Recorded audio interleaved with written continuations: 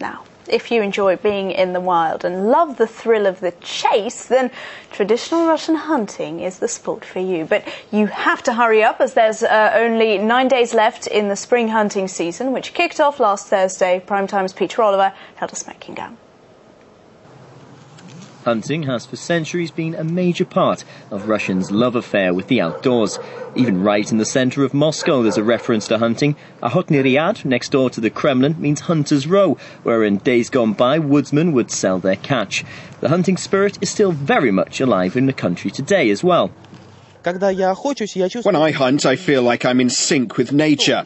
Hunting turns a man into a man. Man is partly a predator. He was created to eat meat, so hunting is his normal function. We have a rule. We eat everything we kill. We don't put these animals on the walls. Oleg and his wife Lena are both engineers who work in Moscow. This hunting trip was actually part of their honeymoon, and they were kind enough to show me the basics of how the guns they use work, albeit with mixed results.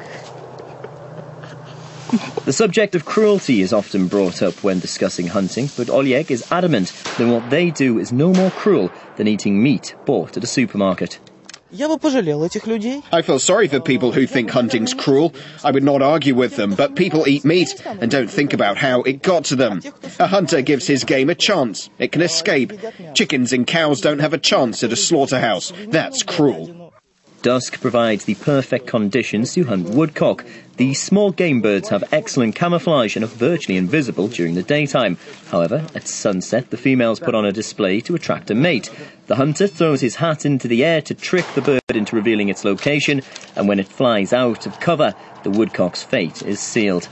The hunters aren't alone in their pursuit of game. They're accompanied by their dogs, which help them find prey.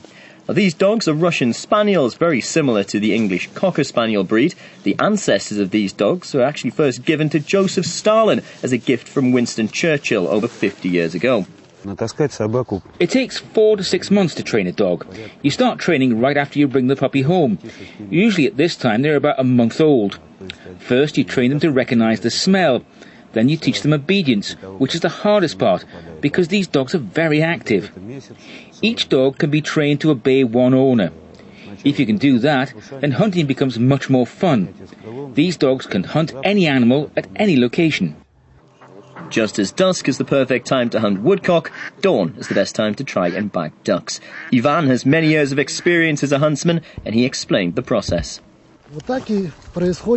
This is how we hunt ducks. You use a female duck as bait. After it quacks, a male duck flies in. When he lands on the water, we shoot.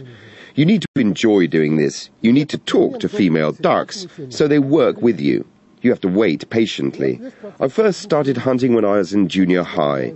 Sometimes I watched ducks interacting with each other.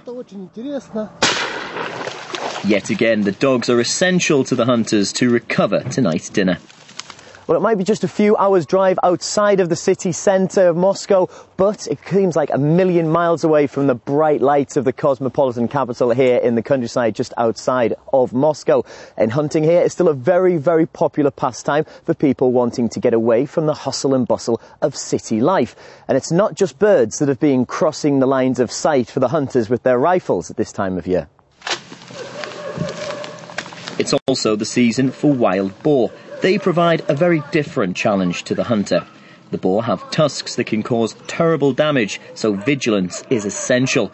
Even then, injuries can happen. The boar rounds on the hunting dog and gores the smaller animal across the stomach. Instantly, one of the hunters runs in to retrieve his injured companion and almost suffers the same fate himself. Hunting can be dangerous, which is why it's important that laws are in place to protect the hunters as well as the animals. According to the law, for hunting in state forests you need a state license. But if you wish to hunt in our place, you need to apply to our administration and pay for hunting here. We'll give you a license, and here you can hunt for the game birds which are mentioned in your license. Otherwise, it'll be poaching, which brings with it serious consequences. As much as hunting is an ancient and beloved part of Russian culture, it's now regulated with strict laws in order to ensure that no animal can be hunted to extinction, so that future generations can experience man and nature in sync. Peter Oliver, Primetime Russia, RT.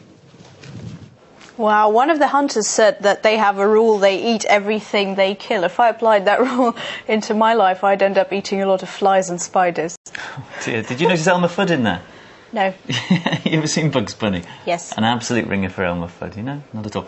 Also, it's very impressive the way that the dogs are trained, I thought, particularly. I know that any dog I've ever had, if it got one of those in its mouth, I'd probably have to chloroform it to get it out of its mouth. They're very begrudging to offer up any little treats. I don't think my dog would even come next to that thing. It doesn't look like dog food. Extreme discipline, yeah. Great.